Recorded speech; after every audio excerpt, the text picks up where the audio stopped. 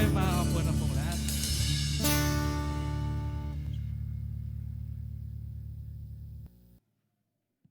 Alright, thank you EJ.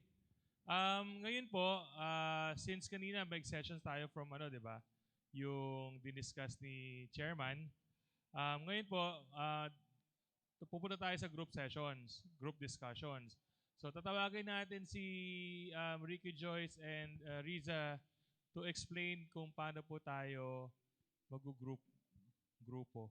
Pero ang kabataan will be led by Kuya Romeo.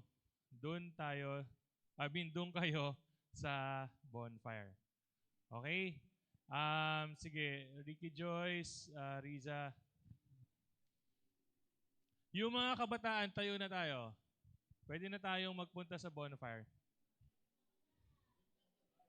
Okay? Huwag kayong maglalaro ng apoy, ha? Sige. And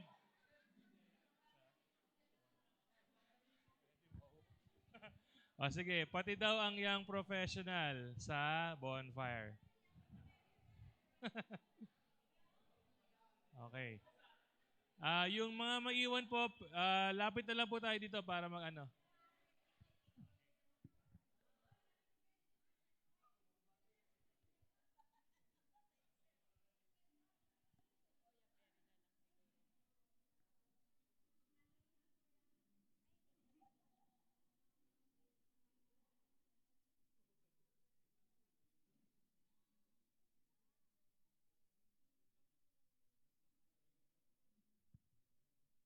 So, yung para po sa mga kalalakihan, si Aaron Santos, Perry Perez, Bong Talabis, Mandy Santos, si Pastor Ted Ribo, Romy Corong, and Dominic po. Yan po. Ang magli-lead po sa inyo is si Ayun, si Ninong Mandy po. And then sa seniors po, ayan, bali sama-sama na po lahat ng seniors, si Lola Dory, si Lola June, si Lola Josie, si Lolo Nilo, si Lola Hirang, si Lola Susan, Lola Piling, Lolo Mando, si Lola Puring, si Lola Baby, Lola Lydia, Lolo Benny, si Lola Alice, Lola Cecil, and Lola Mercy. And then, ang magli-lead po is si Kuya Cosme. Si Kuya Cosme po.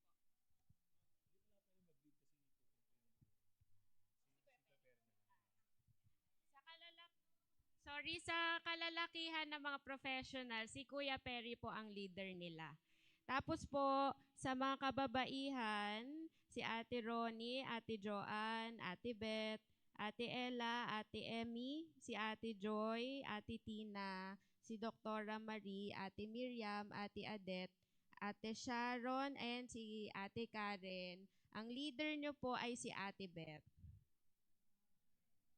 So, yun po. Ang discussion nyo po, ang magiging topic nyo po is yung sermon po kanina ni Pastor Mando. Yung mga self-reflection nyo po. So, yun. After po noon, pwede din po kayong mag-prayer time. And then after that, pwede na po kayong matulog. Yun lang po.